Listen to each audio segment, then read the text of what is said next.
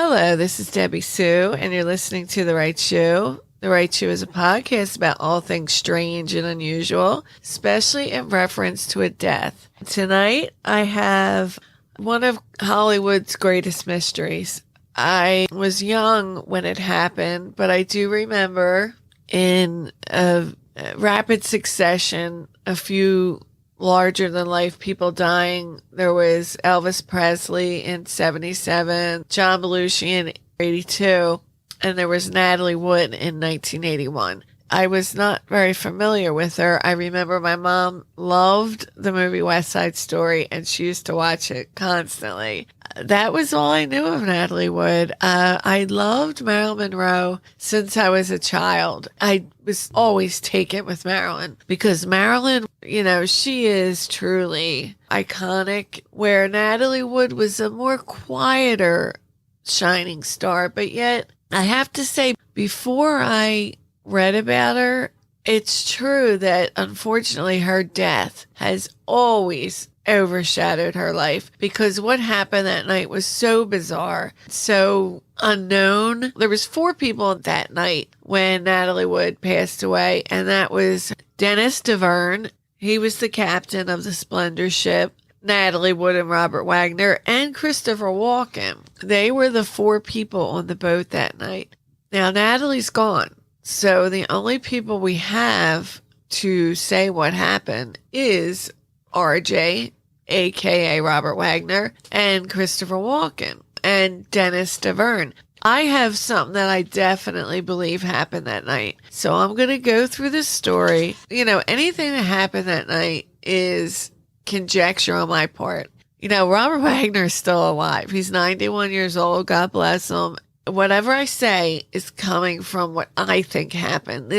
I've listened, watched, read over, literally it was 100 hours worth of material. It took a long time. I did not know Natalie Wood as well as I had Marilyn, so there was a lot of stuff I didn't even know about her. I did not know she was complex as she was, and I really... I've took on such a different meaning to her. Just her name evokes a different image to me now. I mean, she was really an incredible person who unfortunately does have this massive body of work. And it is overshadowed by her death because it is mysterious, and darkly, it's as romantically mysterious as her life was. Let me get started. The business end. This is The Right Show. My name is Debbie Sue.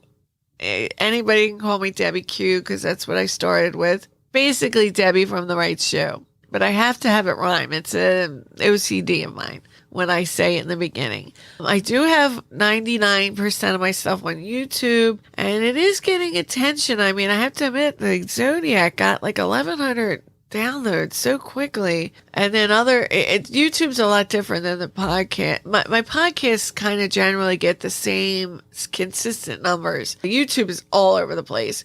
But I still like it, so I think, I'm just learning though still, so there are little things with YouTube. In the beginning, I think I should have my logo before the story starts. I've noticed just there's certain things that I gotta fix. It's hard for me just to be getting out the podcast as fast as I can. Believe me, I wish I could do this full time. And if I ever can, I will. But right now, it's not possible. But it is on YouTube, and this will go on YouTube eventually. It's all podcasting platforms. Immediately after I tape this and edit it, they're on, Stitcher, Spotify, the website, therightshoepodcast.com. If you want to email me for anything, debbieq@therightshoepodcast.com. Also go to my website. The link is right there, so you don't have to write all that in there. It's right, therightshoepodcast.com. I don't have a lot of business tonight because this is going to be long. I'd like to shout out to the usual shout outs. If I forget you, it's only because this Natalie Wood one has been heavy on me. And I've had a strange couple weeks, let me tell you. That's why Natalie was farther off than I wanted it to be. Regardless, The Right Shoe is just humming along. Me and Lyndon from Murder at Bedtime at Linden are going to do a Rachel Nichols story. I got material with Rachel Nichols. I still don't know a lot about this girl. It's a British crime.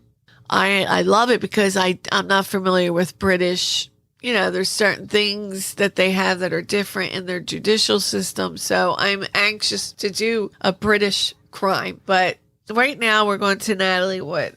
Natalie Wood was born on July 20th, 1938 in San Francisco, California, to Russian immigrants. Her full name is Natalia or Natasha Nikolavana. I'm murdering her name. Zakharenko. The spelling is amazing, and they have it in Russian, so I will put that on. I'll put it on YouTube and everything, so you can see how it was written.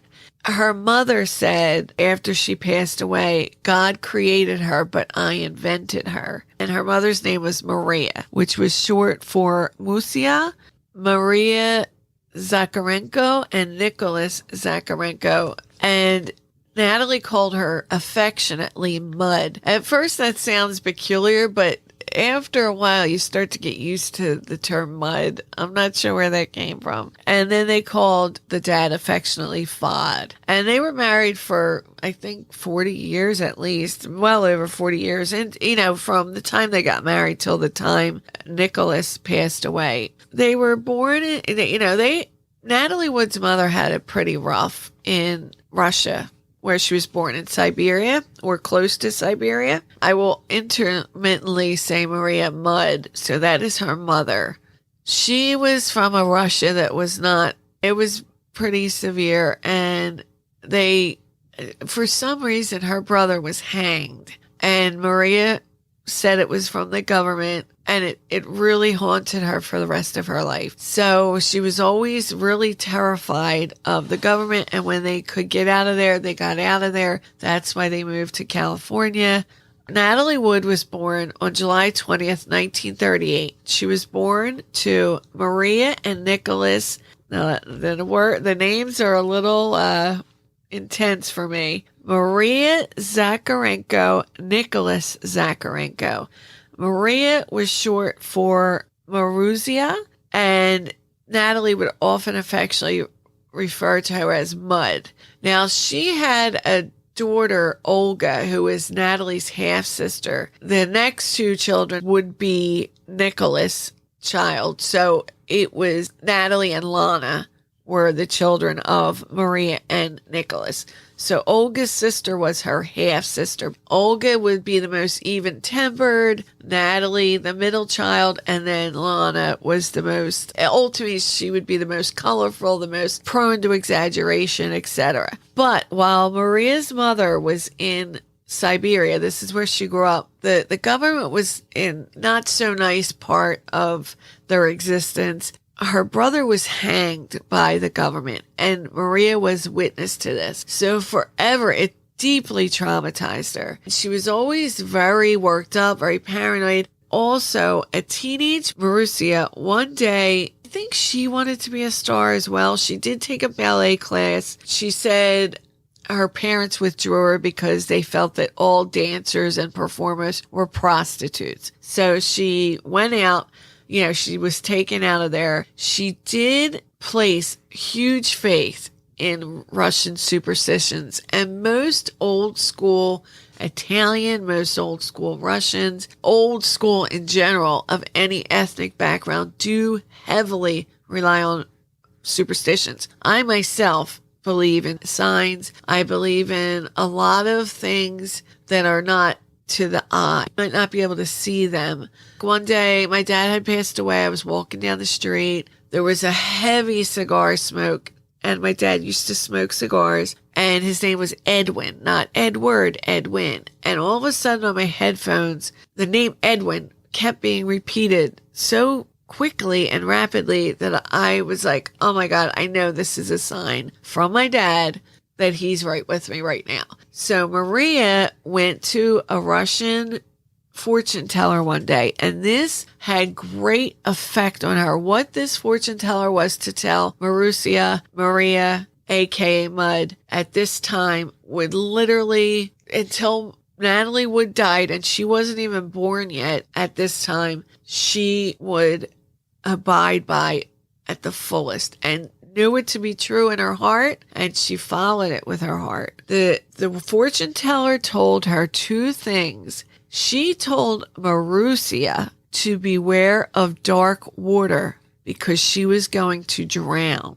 This has often been twisted that Natalie was supposed to drown in dark water, which it did ultimately get to that level through several reasons. But initially it was told to Maria, her mother, that Maria was going to drown in the dark waters. The gypsy also predicted that her second child would be a great beauty known throughout the world. And Natalie Wood's life and death she would be a great beauty known throughout the world. But the fortune teller's prediction had this power over Natalie's mother. She would never go near water, especially dark waters. But I mean, I do agree, dark waters most people are afraid of. I'm terrified of water at night. Even when we go into the ocean, I'll put my feet in there, and this is at night when it's dark and it just looks like inky black. You can't see the difference between sky and sea. I will not go further than my waist. First of all, Jaws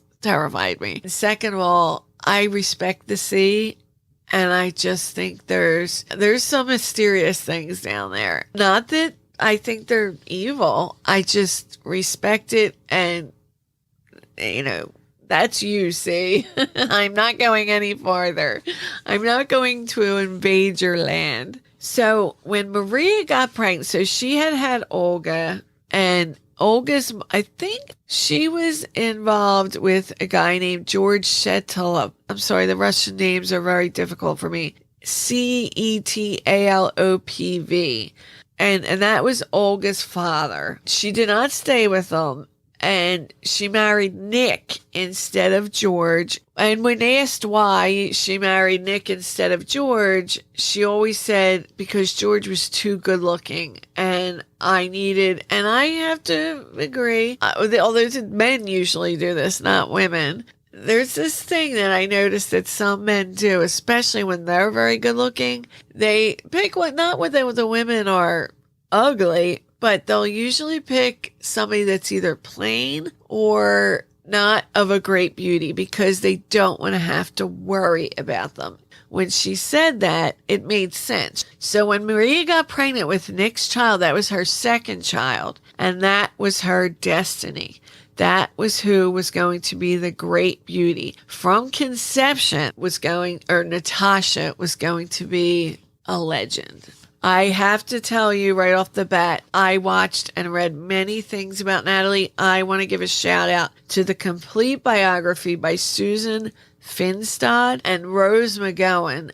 Read the audiobook. It was absolutely fantastic. And not all of the information, but a lot of it I did get from the book because it really was complete. I just had to watch a few HBO specials because I really wanted to get a well-rounded view of what I believed happened that last night. Everything in the beginning is kind of straight up. It's what happened. The night of her death is the mystery. So from here on out, here we go. Here comes the story. Maria believed that this child was going to be it. And she carried Natalie. Olga was her half-sister, but she adored Natasha, who was born July 20th, 1938. She was never jealous of her. She was just loved her. She liked to read to her. Natasha called her father, Nick, Papa or Fad or Dada. And she called her mother Mud. They grew up in San Francisco. Natalie's mother wanted her to be a star. She just went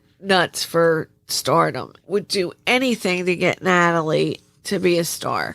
Maria noticed that back then the people who made it were the little cute Shirley Temples. The next day, Maria said that she was all excited because they were living in Santa Rosa at the time. And this is about 55 miles above San Francisco. And she noticed, she didn't get starry-eyed with LA. This would come very soon after when she realized that LA was the place she wanted to be. So Natalie took heed of what was popular at the time. She set her pigtails perfectly because what had happened was somebody said there was going to be a movie in town and the director would be Irving Pitchell. Now, Natalie's mom was no idiot. She was shrewd. She said Natalie, we're going to fix your hair up and you are going to walk. They were filming a movie called Happy Land and they needed extras. So Maria had Natasha walk past this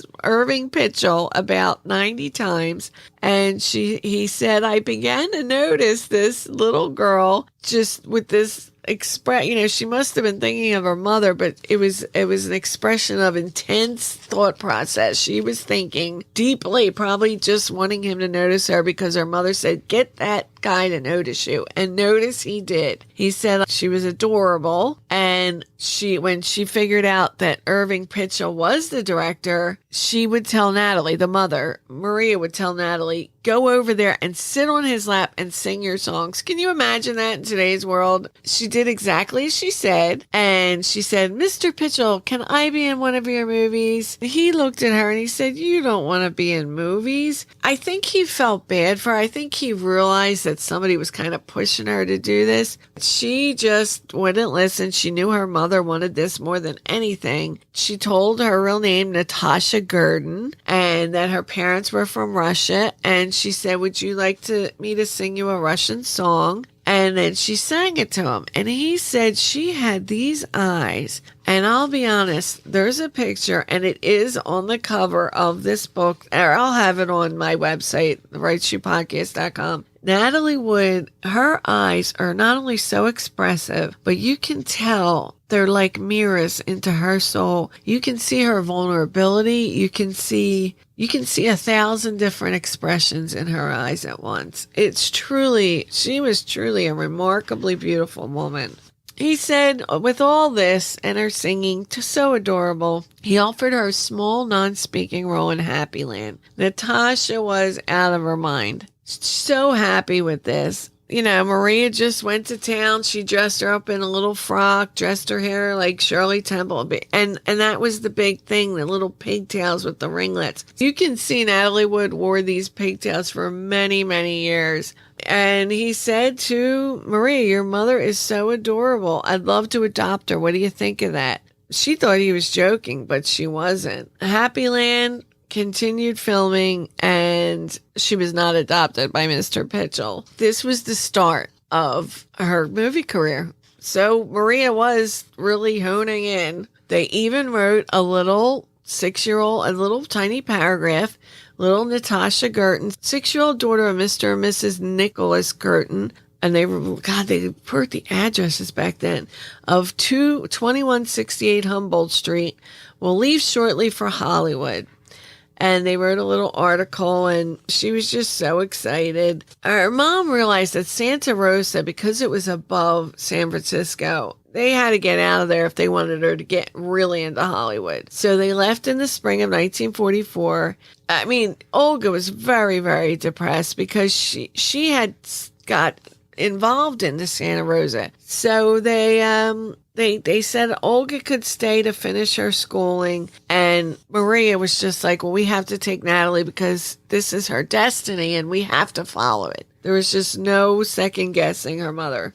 Her next movie would be Tomorrow's Forever, where she has to play a bilingual. She actually had to have a German accent for this role. And Pitchell remembered that she wasn't really that good with the scene called for her to cry and have a German accent. Now, Natalie, I think her German accent wasn't too bad, but the crying, for some reason, she just couldn't get to that part. She just couldn't cry on cue. So I think he was almost going to let her go. And then Olga thought of a plan. Her mother literally got a butterfly jar with a butterfly in it. And before the scene was to be filmed, she took this butterfly out of a jar, ripped the wings off of it. Natasha went into hysterics. Natalie was still Natasha Gurdon at this point. She went nuts. Maria pushed her and said she's ready and pushed her out. And it deeply affected Natalie. And later on when she had met Robert Redford, he thought, how does anybody go through this? She did, but of course it would leave its scars. She was starting to get her edge into movies. In one of the movies, this was another highlight of her life. The Green Promise was the movie. Because already Maria had instilled, now she had kind of fused together the two of the gypsies' forewarnings, which was number one, your second child is going to be of great beauty and known all over the world, and the dark waters, which was meant for Maria, but Maria fused them together and put such a fear of dark water into Natalie, it would hold for the rest of her life. She was terrified of water until the end. Now, this movie, The Green Promise, came out, and Natalie had to do a scene where she had to cross this bridge, and it was over dark water. Her mother kept saying, nothing's going to happen. The bridge is safe. Everything's fine. There's somebody everywhere. If something happens, we'll be right there for you. So she had to hurry across, but the bridge collapsed. When she was running across, she was about halfway across. Somebody had pulled the lever for the bridge was supposed to break, but it was going to break Hollywood style. Somebody pulled a lever. And as terrified as she was, her mother kept saying, don't worry, they're not going to do anything to hurt you. But what happened is she ran across that bridge and somebody pulled the lever too early. She was trying to grab onto something, and in the process, she broke her wrist. Maria was a maniac, running out, screaming, my child, and Natalie's left wrist was broken. She says she doesn't remember anything else. All she remembers is being fished out of the water, and forever, not only was her wrist broken, but it would create a protrusion on her left wrist that she was very concerned with her entire life. If you look at every picture of Natalie Wood, she always has a big chunky bracelet on her left wrist. She just was very embarrassed by this, and it was only a slight protrusion, but to her, it was an imperfection. And you didn't have imperfections with Maria around and to be the superstar that she was meant to be. From the beginning, Natalie was always a good little girl. And it does, you know, as a child, I'm sure that eventually does boil over. Now, she started to go to school. She wanted to go to school, tired of being just like this Hollywood kid. And it was hard for her. So she begged him to go to school. But then what happened is, you know, during this time, not only was she becoming a big star, but she was also, there was a lot of stuff happening. She was just, everything was Natalie. And I think with Lana was the third one born. They said she was always kind of not jealous of Natalie. She loved her dearly, but you know, there was tension there. And then I think the dad, Nick, started drinking heavily because his daughter was basically footing the bill for everything. And as a man and as a father, that's got to hurt a little bit. But Maria was living this destiny. She got Natalie onto a ABC family program, The Pride of the Family, which she liked, but she grew tired of quickly. Again, she was always under the thumb of her mother. I mean, from the beginning, her mother would just play this hugest part. It would take a long time for her to even do this one little thing in high school that she would finally do with her first love. So she would go to school, but what would shock Natalie is that I think she dressed up a certain way and didn't realize there was a certain dress even back then. So when she went to school, she was dressed apparently the wrong way. People were laughing, like pointing and laughing, which Natalie, at this point, even though she had only starred in a few movies, she was not used to. So the next day she got the appropriate looking outfits and completely fit in. She met a guy named Jimmy that she liked. He became her first love. She wanted to marry him. And this guy, Jimmy, would actually kill himself because they were engaged. And when she told her mom freaked out so bad that she said, there's no way you're marrying this guy. It was not an easy childhood. She wanted to be normal, but at the same time, there was certain things expected of her, and to get married at that young age was not going to happen under Marie's supervision.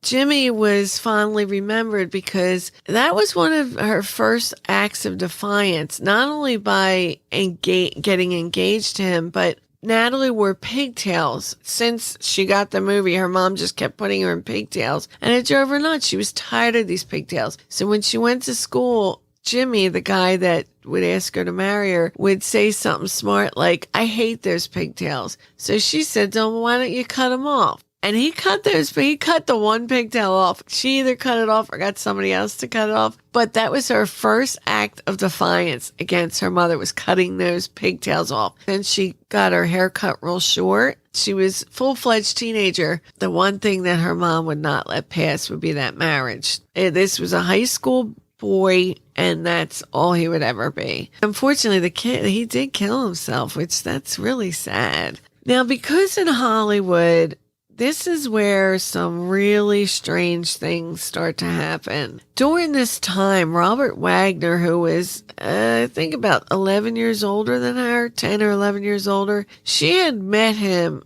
He was the Bobby Sox movie star. That's what they called him. He was the sudsy, squeaky clean boy that people loved and adored. One day she was on the studio set and she said she saw him. They kind of not smashed into each other, but passed each other by. And she pointed and said, "That's the man I'm going to marry." And that was all the way back then. And that's a true story. That's very interesting to me. She knew back then. I do feel that love, you always have that one great love of your life. And that was Natalie Wood and Robert Wagner were each other's great loves. It's true. There's also a peculiar thing I noticed that happened. It was a ballet class that Natalie was in. Now, there was a show called Heart to Heart. Stephanie Powers and Robert Wagner starred. They were husband and wife. Then there was his wife, Jill Oppenheimer, at the time, who would become Jill St. John. It was Jill Oppenheimer. At the time, her name was Taffy. Stephanie Powers' name was Taffy. And Natalie Wood, who was still Natasha back then. I think they did change her name to Natalie Wood by then. Natalie was just an Americanized version of Natalia, and Wood was from Pitchell and another director's favorite. They liked this director whose last name was Wood. They just combined that, and that was Natalie Wood. And that's how they used to do it back then. Natalie asked, could it be Woods? Because she liked Natalie Woods better, which I like too better. But they said, no, Natalie Wood. And then that was it. No questions. That's your name. So she was Natalie Wood by this time. By the time she even went to ballet. It was interesting that in this ballet class, it was Jill Oppenheimer, a girl named Taffy, and Natalie. And they were all, ironically, in with Robert Wagner. Jill Oppenheimer would become Jill St. John, and she was to marry Robert Wagner 3.5 months after Natalie drowned. Also, Taffy would become Stephanie Powers, who would play his wife in Heart to Heart, and Natalie Wood, who would marry him twice. You know, this guy, Jimmy, that she was going to marry, that didn't work out. This is when she was starting to become, and remember, I am skipping over a lot. I just had to get through the high points of her young life, because it is when she starts growing up that things get a little interesting. She wanted this part in Rebel Without a Cause. So we're going through her young life, and her mother really had such a hold over her. She wouldn't move without her mother knowing it. Then she turned 16. Irving Pitchell died. I think it deeply affected her, because that was the first one who had taken her under his wing and made her, pretty much a star. She wanted this role. This is when she was starting to change. Trust me, her mother, until the day she died, would have a huge influence over her life. But this is where it started to wane just a little bit. And there was Rebel Without a Cause with James Dean.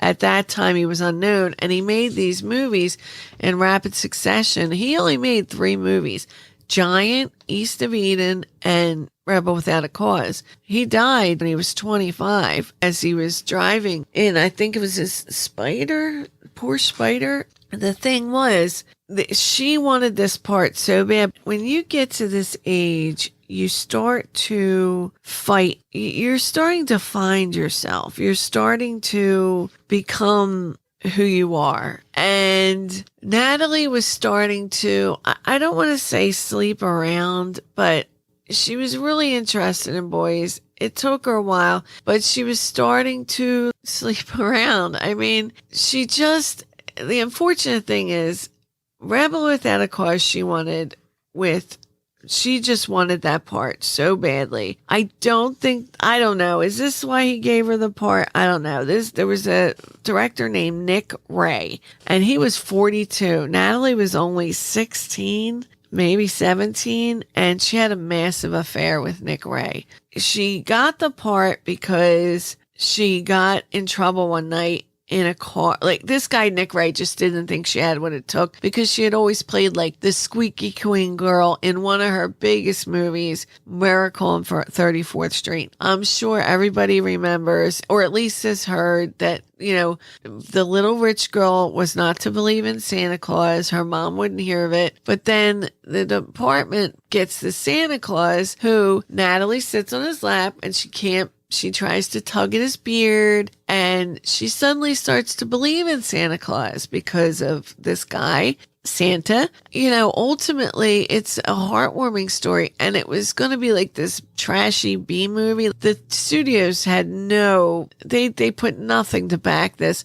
and yet it turns out to be one of the biggest movies ever made, and it is what made Natalie Wood a star. It was Miracle on 34th Street. So, but it was a squeaky clean movie, so that's all anybody had saw her in, and I think that's when Jimmy went to get her pigtails. She said, sure. So what happened next is that she was like, look, I am going to start being my own person. Now, Rebel Without a Cause came. She wanted that part more than anything, to be in that movie. And she would ultimately get an Academy Award nomination for Rebel Without a Cause. The only bad part is she never won an Oscar in her life. She was nominated 3 times, but she never won. And Rebel Without a Cause would be the first time. But before this, she really had a lobby for that role. James Dean, she would fall in love with. She fell in love with all her co-stars. I think, they said he was just not, it wasn't that he wasn't into her, and you can see in pictures he liked her, but at this time he just wasn't interested, and it had nothing to do with her.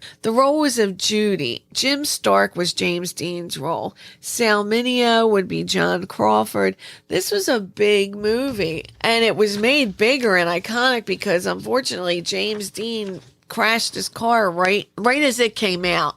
So the legend just became bigger for that movie. It just made it a bigger cult classic than it already was. But she had an affair with Nick Ray, who was 42 years old. And people look back, in today's world, oh my God, it would have been absolutely catastrophic. But back then, it was carried in secrecy. Of course, when we look back, did he exploit her?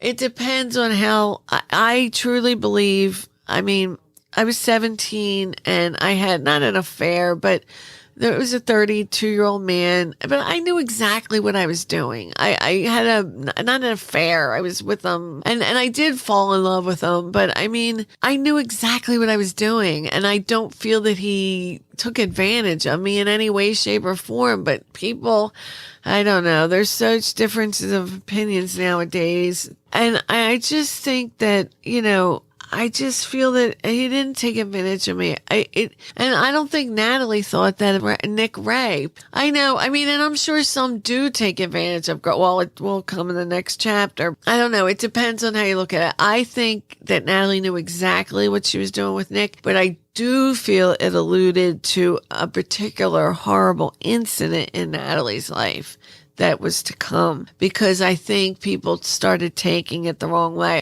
At that time, I believe she loved Nick Ray, the director, at that time. Maybe he was exploiting her. I don't know. I wasn't there, but I don't feel that that's what happened. I think she genuinely cared for the guy. That is a little bit of an age difference, a little disturbing, but it was different times. But this next incident wasn't different times. So then James Dean gets killed. The cast is just out of their minds. They're very, very upset. Natalie would consider Rebel Without a Cause one of the most critical decisions of her life. I had allowed the studios and my parents to guide my life and career, and I was tired of it. And here she was rebelling against that, and that's how Rebel Without a Cause would be the first of that rebellion, especially against her mother, and especially against this pride of the family, which she couldn't stand. It was an ABC television show, which eventually petered out. Now, during this time, Natalie would suffer one of the greatest traumas of her life, of anybody's life that could possibly happen. One night, and she wouldn't reveal the identity, but through a series of events, the identity, we think we know who might have done this. There was a star who she had loved her entire life, who she had looked up to, and he offered her to his hotel suite to read for a part, quote unquote. When she came in, he offered her a drink, and then when she sat down, he just said, "I always wanted to fuck you." That's exactly was his words. The script was just a ruse. He liked young girls. Soon after that, he became very abusive. Now, she tried to leave this hotel room. She said no, but this guy wouldn't hear of it. And not only did he rip her clothes off, but he raped her. He full-on raped her. And he said, if you tell anybody about this, it will be the last thing you ever did. Her friend heard this. She ran to her girlfriend's house the next morning. Her friend Jackie said she looked like hell. She had no makeup on. She was shaking. She was fumbling for her glasses. She was sobbing and sobbing that she might be pregnant.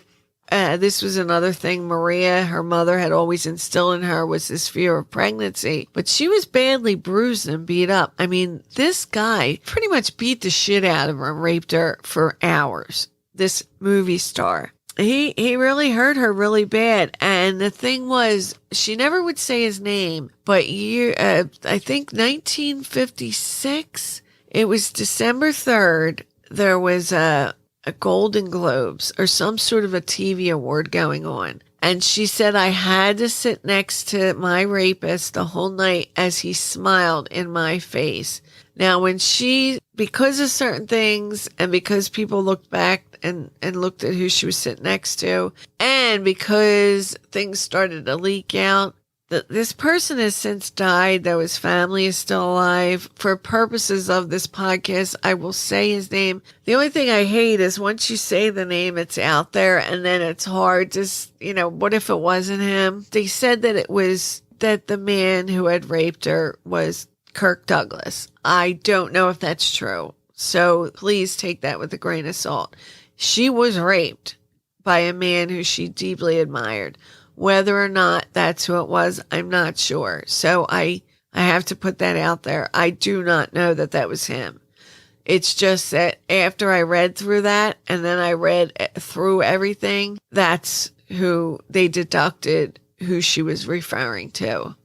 And the man is dead, so he can't defend himself. I feel that she was raped traumatically, but I just hope that wasn't who it was, because God, that just makes me sick to my stomach to even get that image in my head. It's better to almost have a faceless person because, So that really affected her, of course, as it would anybody. She just, Natalie was always afraid of confrontation. And Jackie, her friend, was like, how can this bastard live with himself? Natalie snapped back, but, then this made her mother tell her, just stay away from well-endowed males. That was her advice.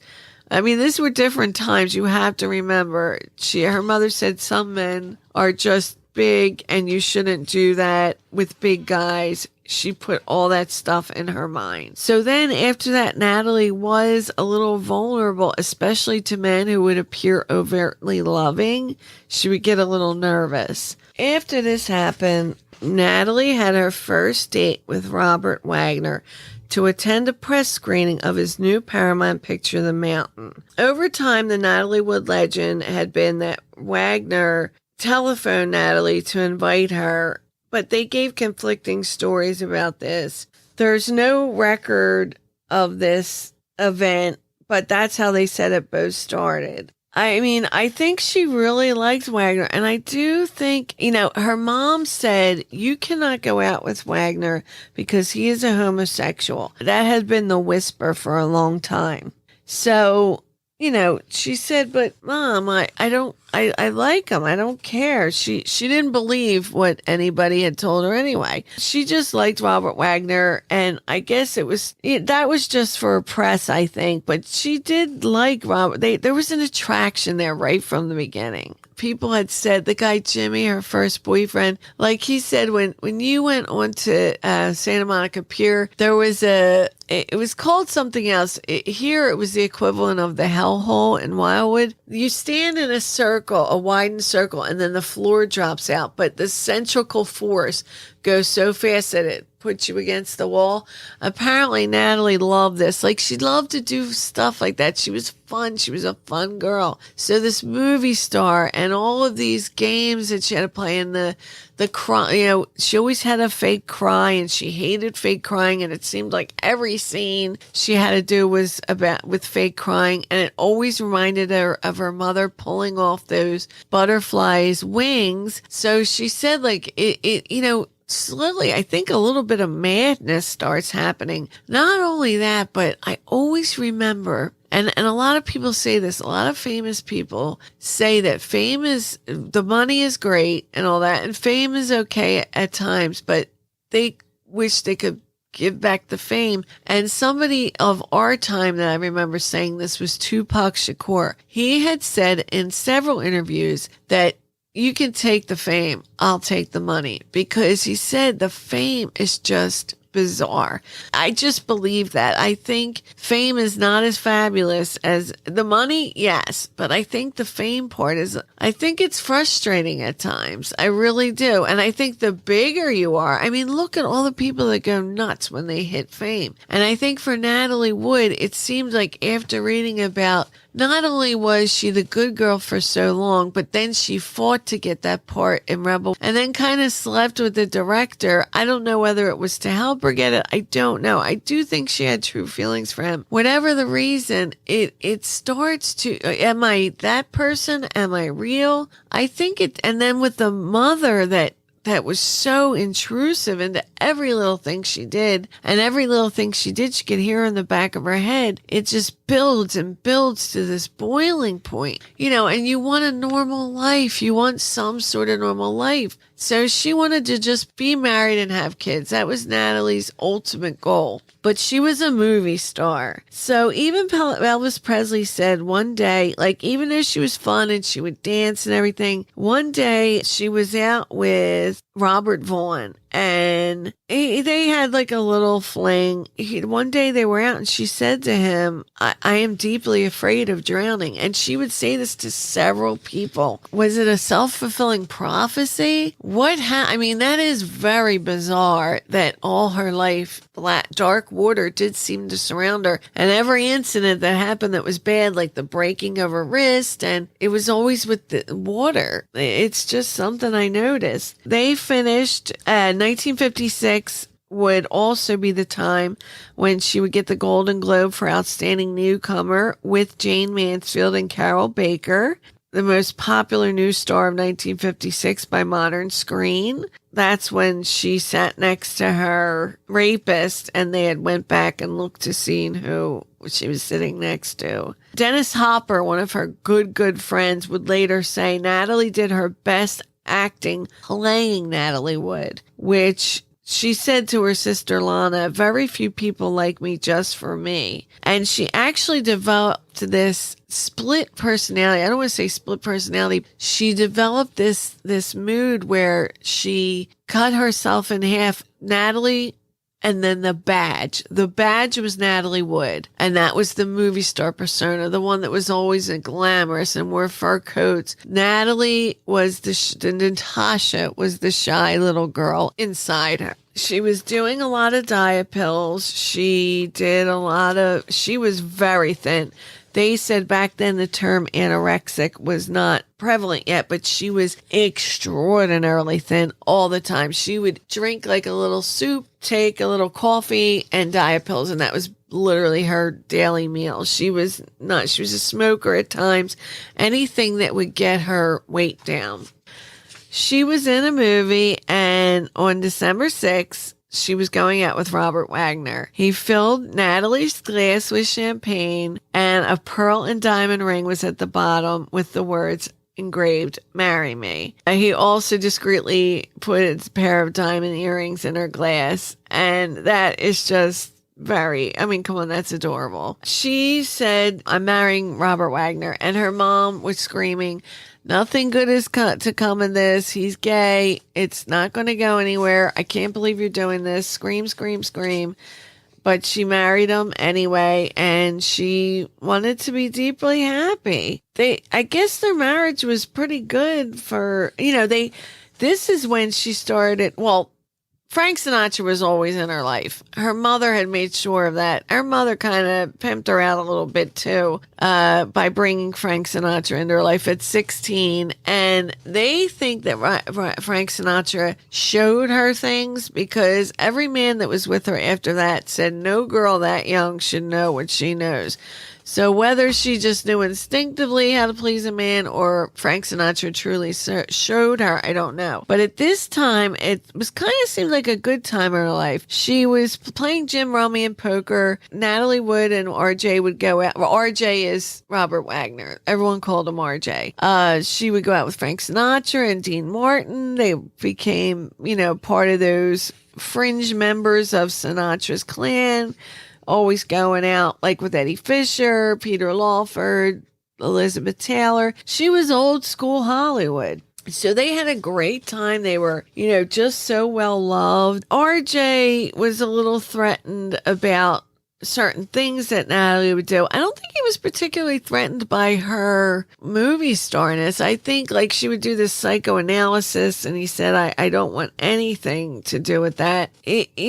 Her mother insisted upon it, so she did it. Now, this is where, drugs were very much a part of the Hollywood scene, but they really did not approach it. One night, she was getting cast in several better roles. Although her roles when she was little in her teen years, like Rebel Without a Cause, and even though she didn't get an Oscar, the problem with, let me go through because it is a big picture. West Side Story was a movie, like a musical between the rivalry between the Jets and the Sharks, two teenage street gangs of different ethnic backgrounds. That was a movie that she was in, but the problem is she played a Puerto Rican girl, where today that wouldn't happen. She did, and not only could it wasn't even about that. The Puerto Rican part was a whole different aspect. She couldn't really sing and dance, and there was a girl named Marnie Nixon who sung. It was only going to be one song for her, so Natalie was like, well, at least she was really excited about singing. But what happened was they said they would laugh. That was another instance where they were kind of laughing behind her back because she was a star. They kept saying, "Oh, you're doing fabulous. You're doing so wonderful, stupendous." But she wasn't. She really, the songs weren't coming through well, and the dancing, I guess the dancing they could play around with and fix, but the songs, the dancing was adequate enough, but the songs weren't. And they had Marnie Nixon, they dubbed her entire voice, and that killed Natalie. So she did feel, she got her knocks just like everyone else. They might be knocks, yes, in superstar ways, but they were still knocks that still hurt. She did get nominated 3 times for an Academy Award, but she never won one. And the 3 she was nominated for, it was Best Supporting Actress for Rebel Without a Cause in 1956, which she didn't win. Best Actress in 1962 for Splendor in the Grass, which she didn't win, and Best Actress 1964, Love with a Proper Stranger, which she didn't win the Academy Award. Now, this is a time when she was married to RJ. Everything was just going lovely. I think she felt she was finally working her way towards it. What happened was that her mom, unfortunately, even though this is denied, and remember, Robert Wagner is still alive, he denies this account heavily. What Natalie said to her sister and her mother, one night she found Robert Wagner in bed with a man. Now, this part I have to stop and talk about a little bit because this is huge. I think this was a huge turning point for Natalie Wood. There is all in every woman's life and every man's life, I'm sure. I'm not a man, so I can't really say, but I know as a woman, there is a time in your life, there is a time when something so horrific is going to come, so emotionally it's either going to make or break you. And that is this time for Natalie. My time was when I was 22 and, someone broke my heart and I said, it killed me. It devastated me. And I said, I will never, ever get this way again. And never did I. But that was Natalie's. It was when she came in and saw him with another man, and it has nothing to do with the man aspect. Her mom said, I told you she said a lot of things, but I'm not going to repeat those words here. But she said, I told you he was gay, but she used other terms. So this was not good. What happened after this? Natalie went into a coma because she took so many pills. They had to pump her stomach. She was muttering. She was out of her mind for a long time afterward. It broke her, but she came back from it. But that was her one time where you just don't know if you're going to make it. And you're either going to make it or you're going to not. And that was Natalie's time. So she had to go on with her life. What the heck can you do? There was a young star named Warren Beatty, and he came into her life just when she needed, and everyone said that was just when she needed Warren Beatty, as everyone, if you go back and look, he was gorgeous when he was younger. Oh my Lord, was he gorgeous. But he was he was a playboy, but it was perfect. It was what she needed at that time. And she went out with him for a while. The only thing is the press wrote that RJ and Natalie were broken up by Warren Beatty and Natalie. They were the bad people. And she took it. She took it because she did not want anyone to know about RJ. RJ denies this to this day. But on this aspect, I have to say, I can't come on. It just whatever. I think that it's true what happened. I don't see why it's a big freaking deal. Man, woman, it's still cheating. I don't even care about the man part. It's just cheating. I'm not into that cheating crap. I think they were probably just too young. And Robert was probably still in an experimental phase. I do believe it hurt him too. They were each other's true loves. Robert Wagner and Natalie Wood were each other's true loves. But the problem was, I think when they first got married, they were just too young. They got divorced after this. And she took the heat that it was her going out with Warren Beatty, which was not true. In 1962, she had the Oscar nomination for Splendor in the Grass. And then she did another movie that I remember as a kid. I remember she has like bubbles and it was about Gypsy Rose Lee, the famous stripper. And it was kind of weird because Gypsy Rose Lee had a famous mother, like a stage mother, and they very much compared her to Mud or Maria, her mother. It was a perfect, actually, a little movie for her. And I liked Gypsy. I thought that was a good movie. People knock it. I think it was pretty good. She and Beatty went to a party. Oh, this was an interesting little tidbit. She and Beatty went to a party in early August of that year. That was 1962. Now, any Marilyn Monroe fan will remember what August 4th going into 5th of 1962 was. It was the day Marilyn died. That night at Peter Lawford's house in Malibu, she was horrified to see Marilyn Monroe muttering to herself. This was Natalie Wood. She was horrified to see Marilyn literally running around, mumbling to herself, 36, 36, it's all over, 36.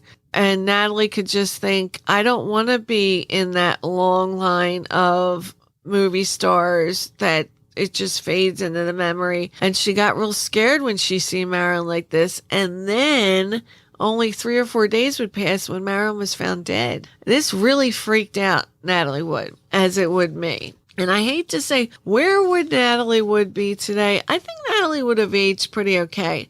Where would Marilyn have been? Do you know that, God bless her, Mimi Van Doren is still alive? And does anybody know of her, of today's crowd? Okay, so Natalie was constantly calling her mother, constantly. She just was going nuts. One night, Tom Bosley from the Happy Days, he was the dad in the Happy Days, he was supposed to meet Natalie for dinner, and she didn't get there till 10 o'clock.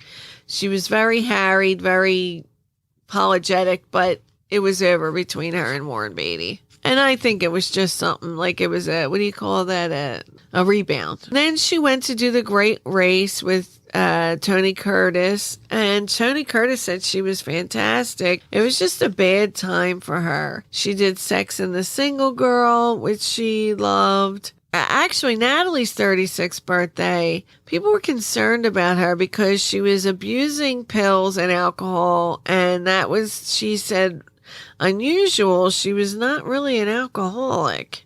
It was rough. And I think she's seen Robert Wagner a couple times, and it very much upset her.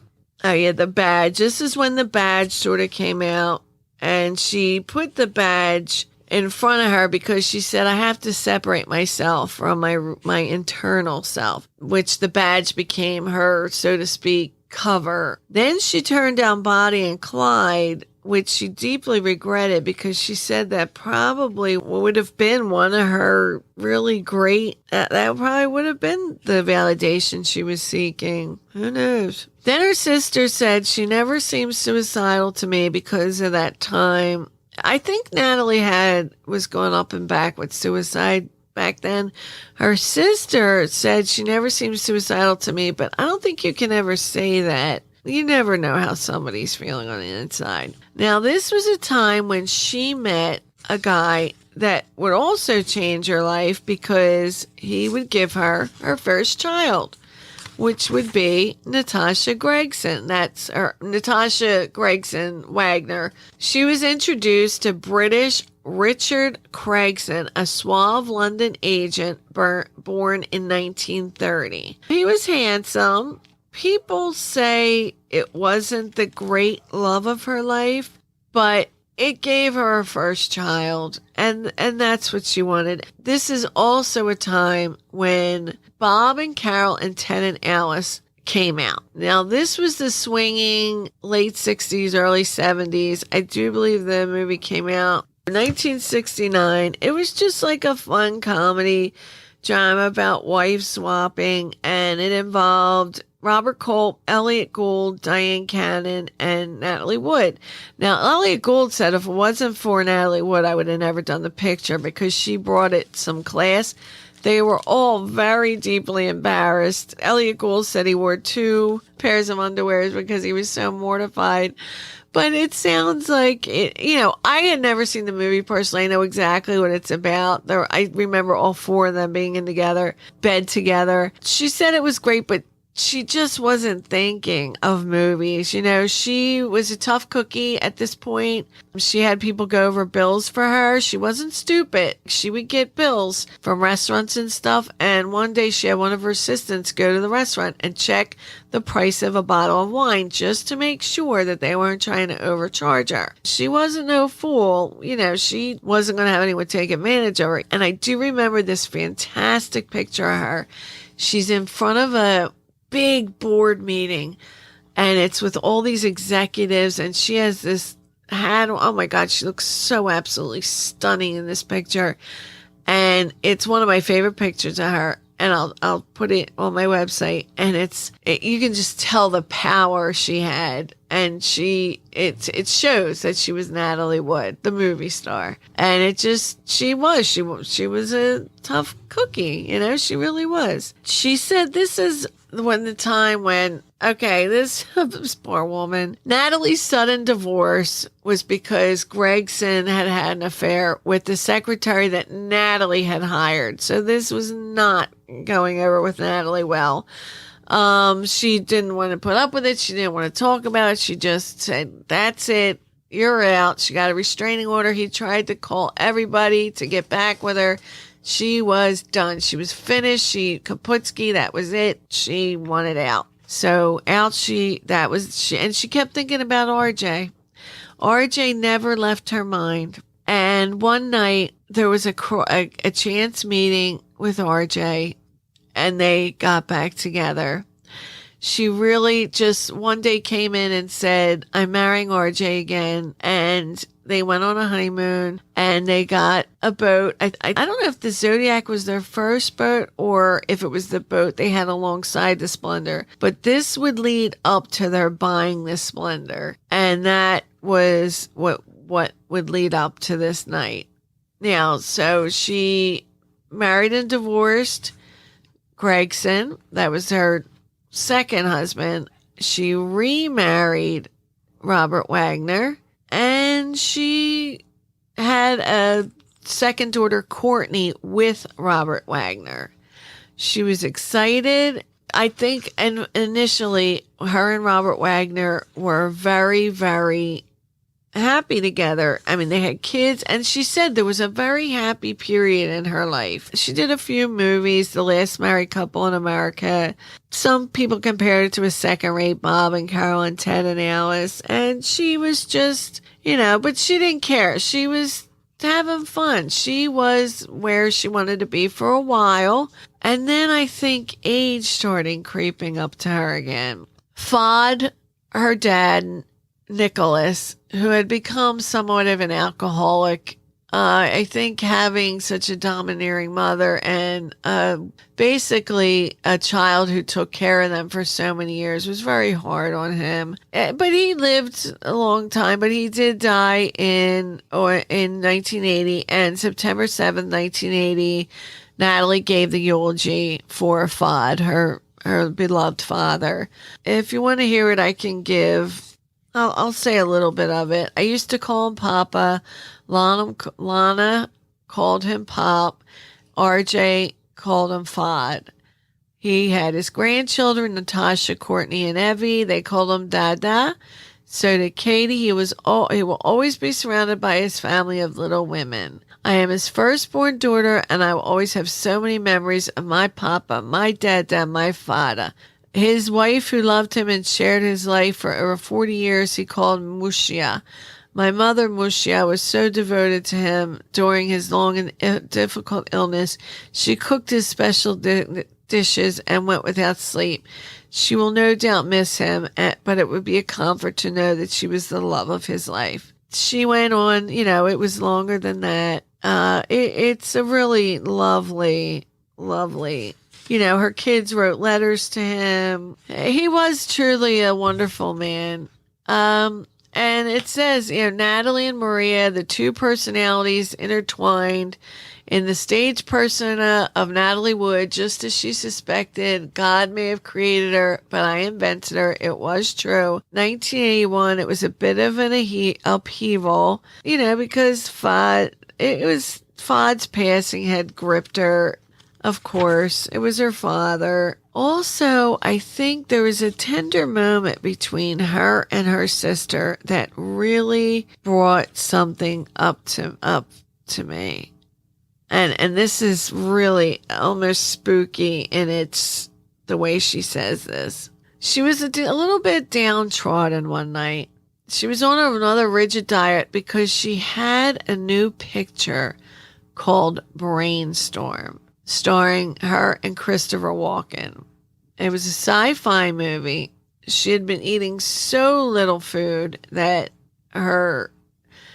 everyone was worried. She was very thin. The movie that she wanted, Sophia's Choice, would ultimately be cast with Meryl Streep in the role as the mother. Her good friend Peggy Griffin said, I never saw her so wishful about getting a part that somebody else got. It was tough. So one day Lana just felt, her sister was going through a bad time, and she walked up, and Natalie turned to Lana pensively and said, do you know what I want?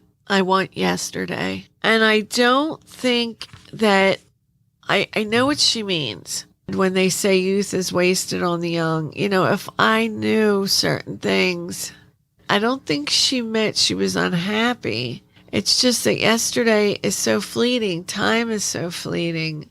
We don't realize the good times are the good times until they're gone. And I think that's what she meant. I think Natalie was in a very nostalgic place. And I think that that's what led up to all of the events that were November 29th, 1981. And this is just a short little break.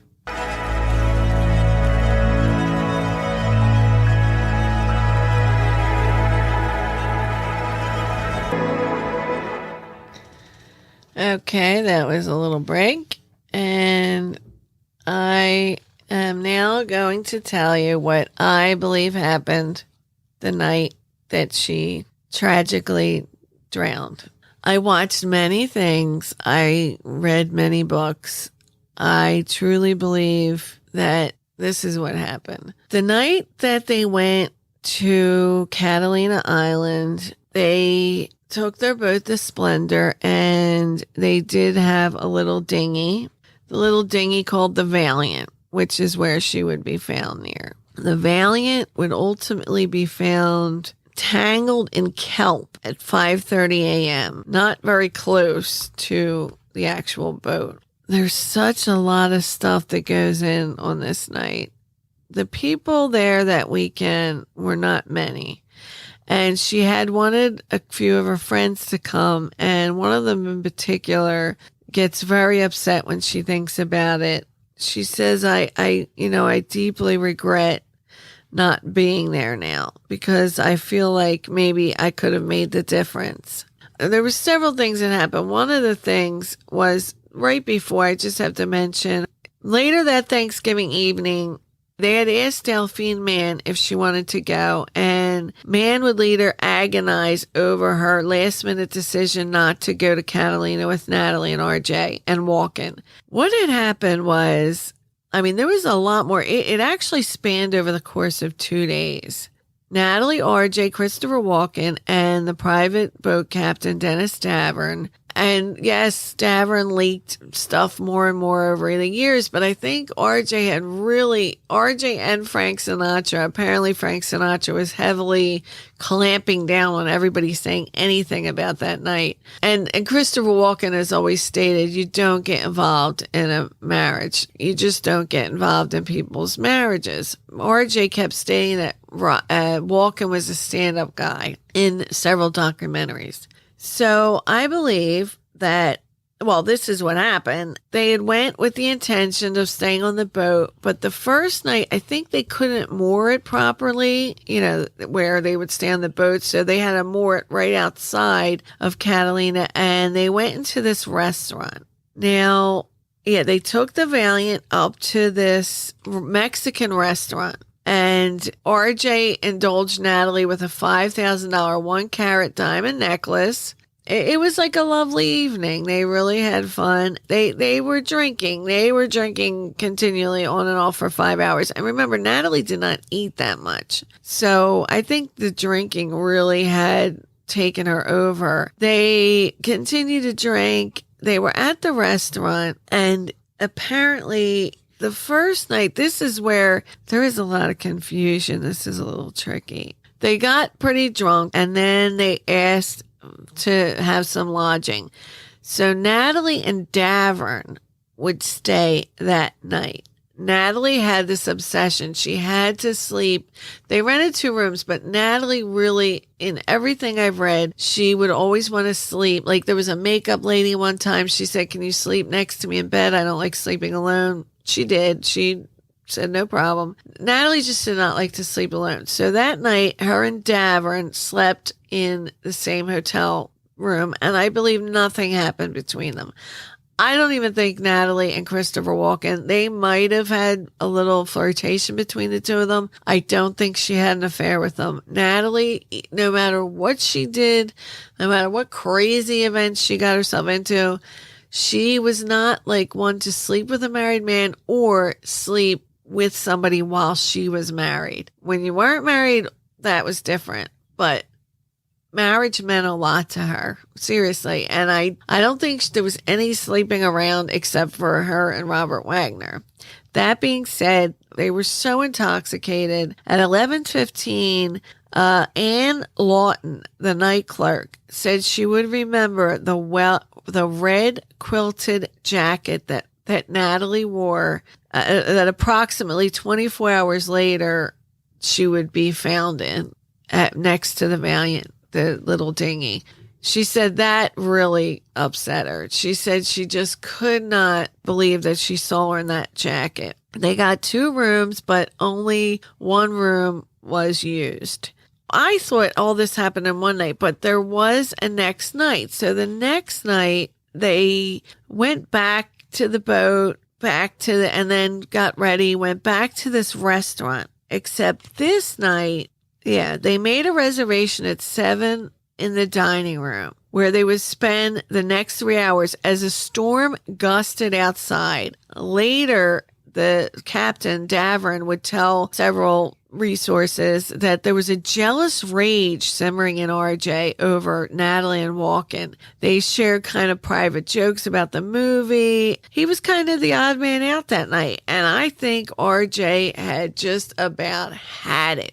They were married, yes, and he had been known as Mr. Wood for far too long. That's gotta hurt an ego, especially one that's in Hollywood, and he'd always been Mr. Television, Mr. Bobby Sox, while she was literally one of the last of the elite of movie stars. I mean, she was from that circle of movie stardom that was over the top Marilyn Monroe-esque. I think as they were getting drunker and drunker, I think it's really started to get to RJ, and I think they were all drunk. Some of the waitresses said not only was Natalie and RJ, or not only was Walken and Natalie flirting, but so was RJ and Walken, and who knows what that was all about. That was what it was. They were giggling. They said RJ looked like he was steaming, and people saw that they were in that restaurant for quite a while.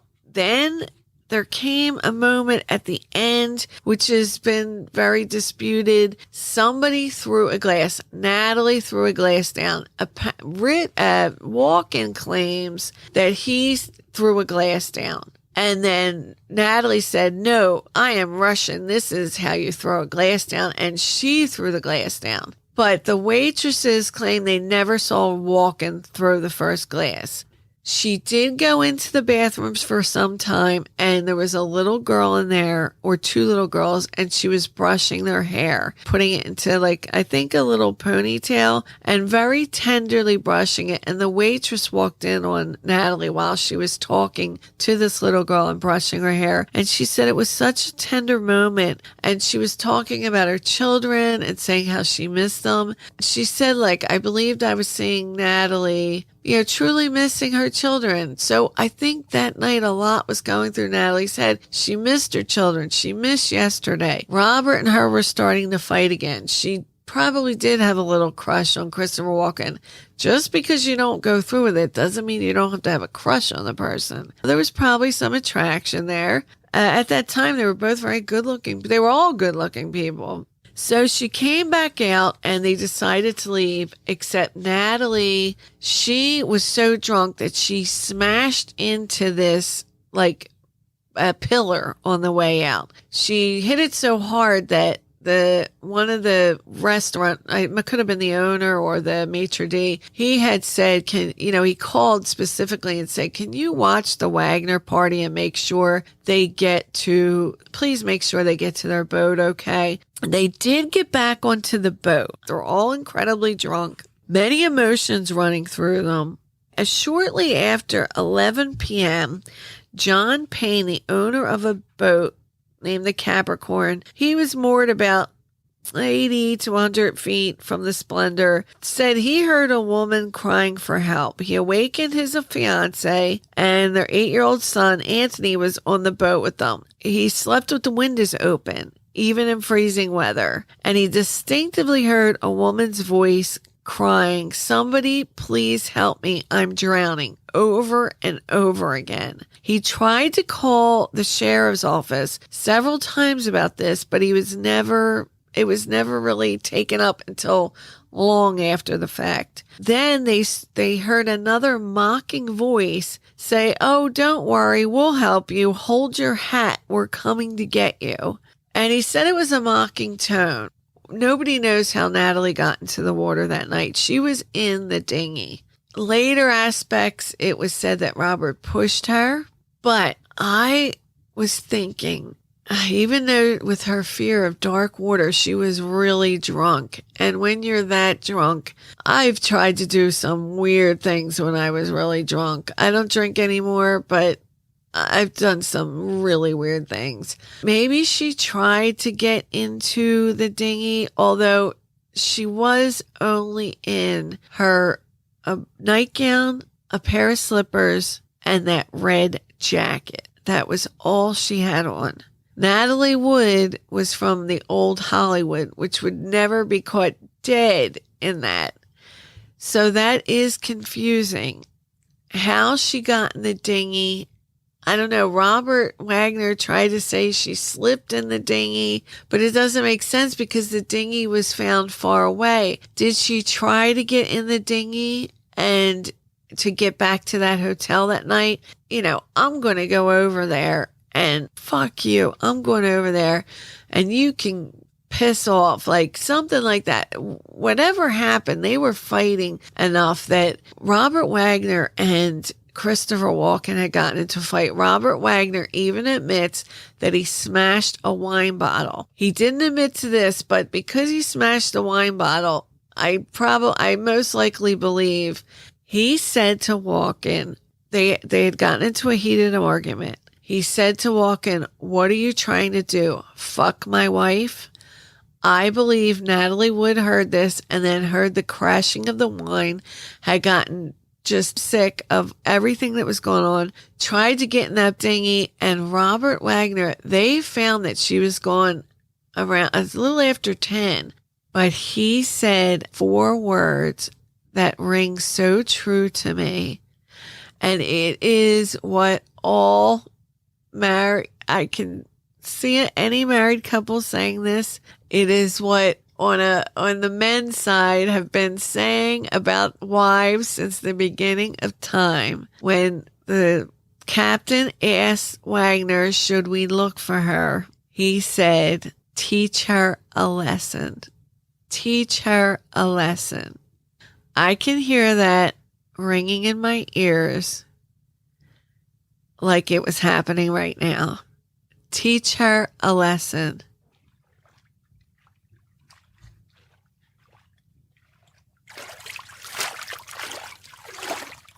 As Natalie was outside, Robert was inside saying, and that solidified a 50 years ago warning from a gypsy in Russia. It solidified Natalie Wood's fate. It solidified everything that was to happen after.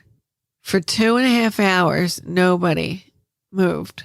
Teach her a lesson.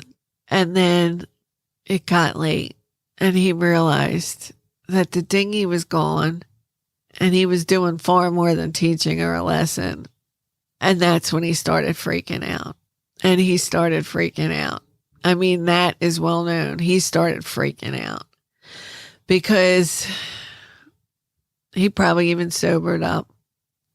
And Christopher Walken said infamously, I am not getting in between a married woman and her husband. And I can see that. So they couldn't find her. He called the hotel. He called he didn't want the Coast Guard called. I think because he might know that too much time had passed. Or maybe something else. Maybe he was hiding more. Maybe he did push her off.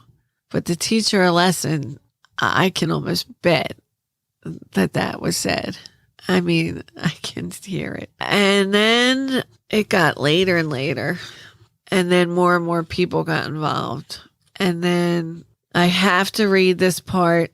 I hope she doesn't mind because it's absolutely fantastically written and I believe it fits so well. It's from Natalie Wood, The Complete Biography by Susan Finstad. I won't read it word for word, but okay, here we go. The drama reached its nightmarish finale when the owner of Doug's Harbor Reef joined the search team. His name was Doug Bombard. I was hoping that we would find her clinging to the rocks. I kept running the boat up against the beach, thinking that if she drowned, that she'd be probably inside the kelp line because the current comes down the island and swings in, but he kept thinking, hoping that she was clinging to something. Bombard was up and back, 150 yards of Blue Cavern Point till 2:45 a.m., and he saw something red. It was ballooned up, almost acting as a life preserver. But Natalie Wood had been so thin at that point. Lifeguard Roger Smith radioed back to alert Bombard to locate her but not to touch her because we might be talking about a homicide. And so I saw them speeding over really fast, and Doug pulled her out just as we got there. Smith was a little too late. But Bombard was so upset by what he saw that he said he would never forget it. And to this day, he can see it in his head. Natalie was hanging underneath the jacket, which buoyed her up. A lot of times when a person drowns, they don't have a lot of fat and they'll go to the bottom. But there was only one thing that was keeping her up, and it was that coat. She wasn't floating. She was hanging, almost in a standing position. Her face was down, and her eyes were wide open. Underneath the red jacket, Natalie had on her floral print flannel nightgown, no undergarments, and blue slippers and socks. Not the way Natalie would go to a bar. She was wearing 4 rings, an ID bracelet, as it was a gift from Robert Wagner that she would always keep on her, and a gold chain around her waist. There was no cufflink or bracelet on her left wrist, which is unusual because she would never be seen out in public without that wristlet, without the badge. She had died as the little girl, not as Natalie Wood. She had died as Natasha. Bombard lifted her out and was struck by how beautiful she was. I still remember her eyes. And because I don't even know how to end after that, I'm going to stop there. There has been much conjecture about what really happened that night, whether Robert Wagner did throw her off, whether, something more malicious. The thing is going back, how did she get into that boat? I mean, she was terrified of dark water. She was drunk. But it is one of those mysteries. You can think about it and think about it and think about it, and it's just going to drive you crazy. That's why I had to put in my head that I believe Natalie heard Christopher Walken and RJ fighting. She heard that smashed wine bottle. She just couldn't take it anymore.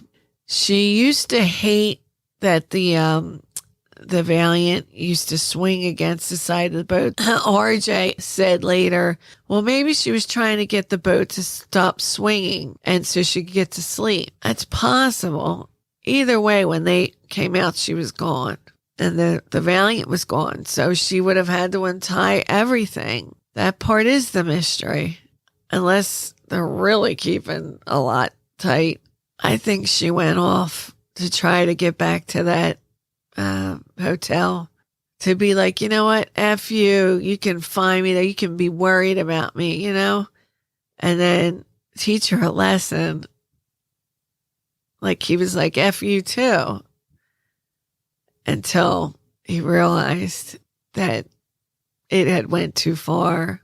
Oh, I do want to mention, because afterwards they said, and I don't think this was an act, he couldn't get out of bed for a month. I believe this was his breaking point.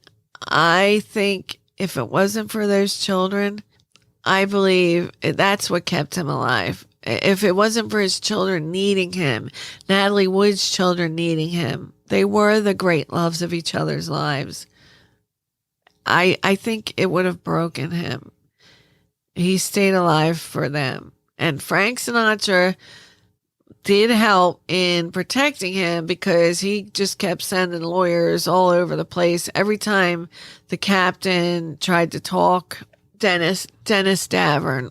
Sinatra kept sending all his lawyers over to help Robert Wagner because Robert Wagner was one of the old school Hollywood guys. And that's how they were. It is a tragic shame. I do not think Robert Wagner maliciously set out to murder Natalie Wood. I absolutely don't think that. I think it was a really messed up incident. And I think that Christopher Walken hasn't said anything because that was between a man and his wife. And that's why Robert Wagner always says, oh, he's a stand-up guy. He's a stand-up guy. I mean, this instance is a toughie because, you know, you want to scream and say of all the nights, like I said to Homicide, I said, what would you do if, you know, even if your wife was driving you crazy, what would you do if you were in a boat and you couldn't find them? And all of them said immediately, I couldn't.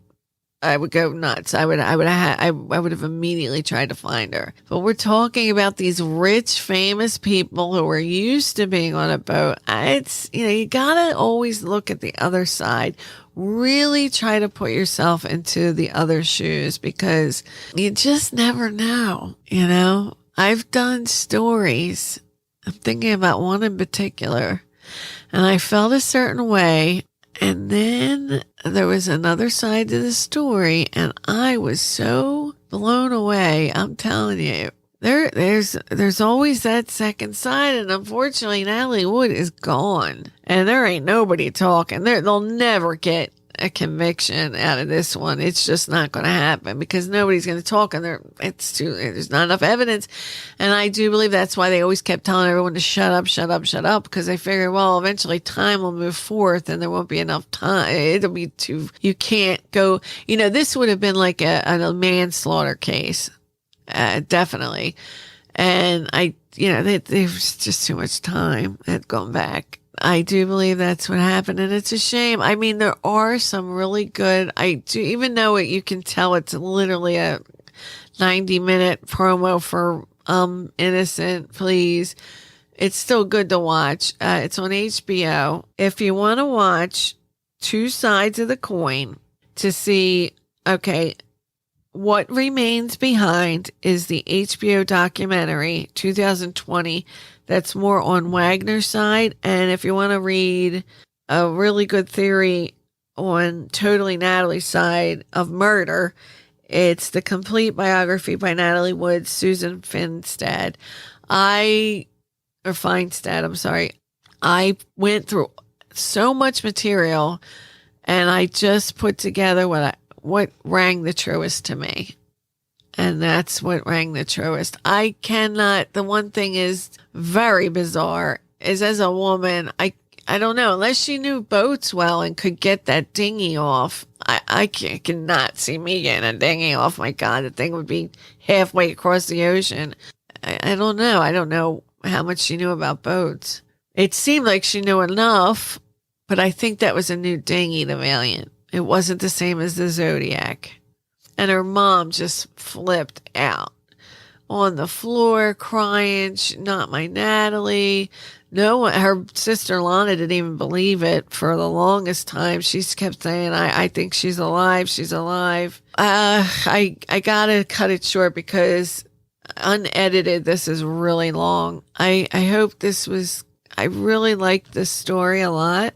I hope I did it justice. I'm going to edit it and see what the hell I got right now. Next, it's going to be with Lyndon. I'm going to do the Rachel Nichols story, which is a very interesting murder story. Very. And it's British, which is outside of my realm. And then I'm going to do one on Ted Bundy's victims. Victims only. Not the Ted Bundy story. I mean, I'm sure it'll interject, but the victims. So this is Debbie Sue, and you're listening to The Right Shoe.